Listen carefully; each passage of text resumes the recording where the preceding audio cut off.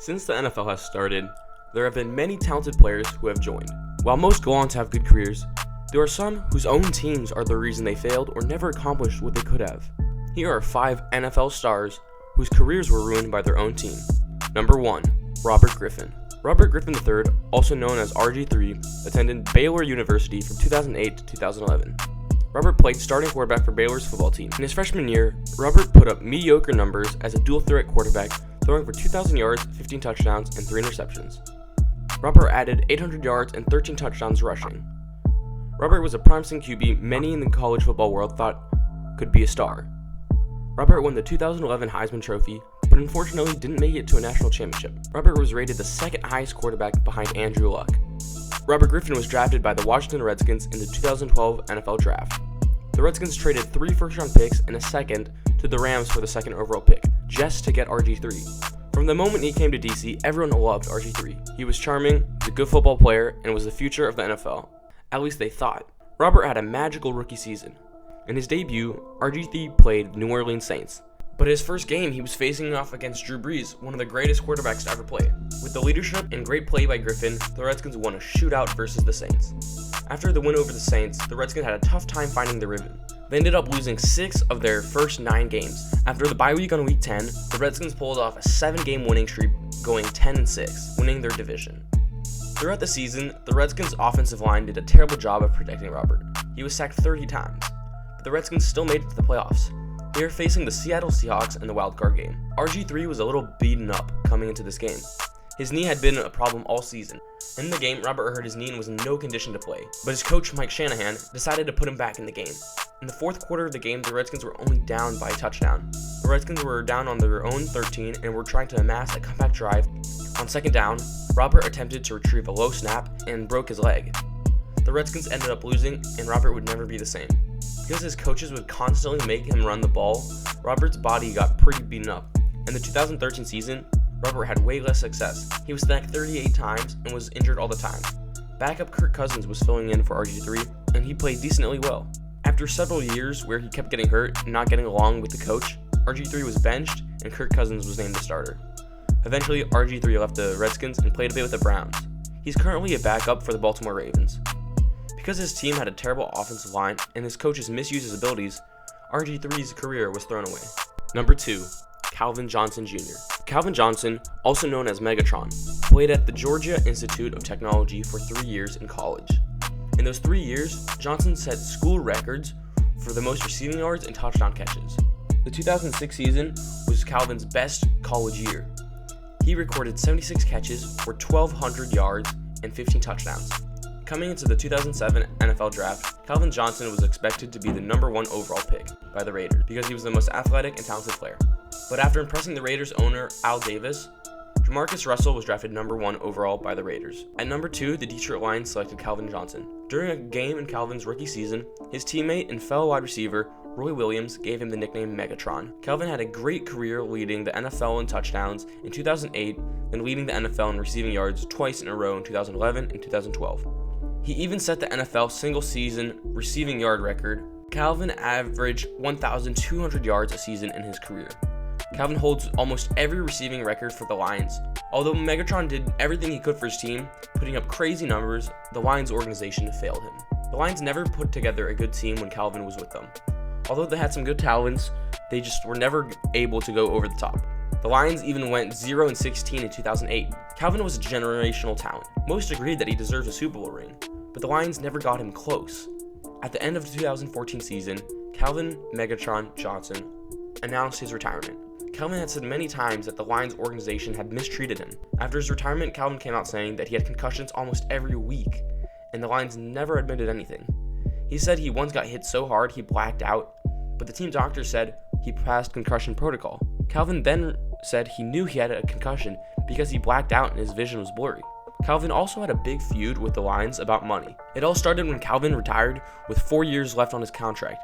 While he didn't receive the money for the last 4 years, Calvin kept the signing bonus he got. The Lions weren't exactly thrilled when their 30-year-old star receiver retired out of the blue, so the Lions decided to ask Calvin for $1.6 million of his signing bonus back.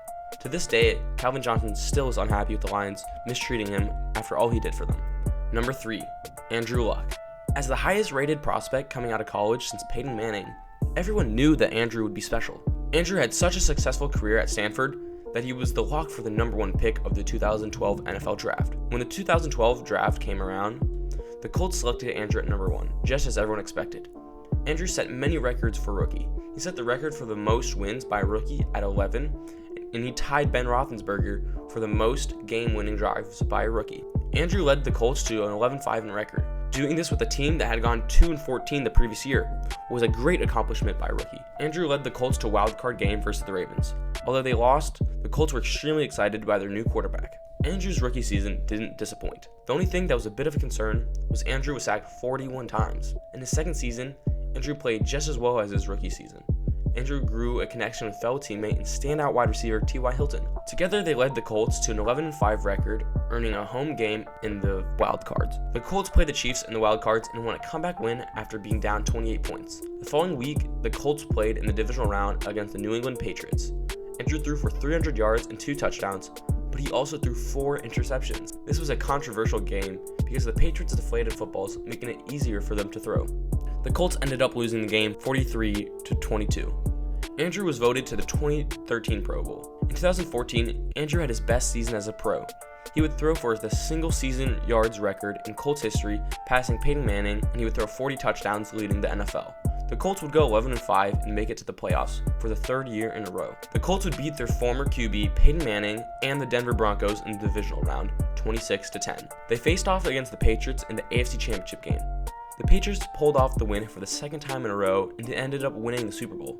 After an early ending season in 2015 because of injuries, Luck was able to come back strong for the 2016 season. Early in the 2017 season, Luck injured his shoulder and was ruled out for the rest of the season. Luck was realizing that his team wasn't helping him out. The Colts weren't getting respectable O-linemen to guard him, and resulting in him getting sacked and hit more than most quarterbacks. Andrew was sacked an average of 29 times a season. The Colts were also not finding him many weapons besides T.Y. Hilton. Andrew played his last season in 2018, which was actually his 2nd best season, throwing 39 touchdowns and almost 4,600 yards. The only problem was, Andrew was sacked 41 times. That was just as many times as his rookie season. The Colts made it to the playoffs for the 4th season with Andrew as a quarterback. They won an upset victory against the Texans in the wild cards, but lost to the Chiefs in the divisional rounds.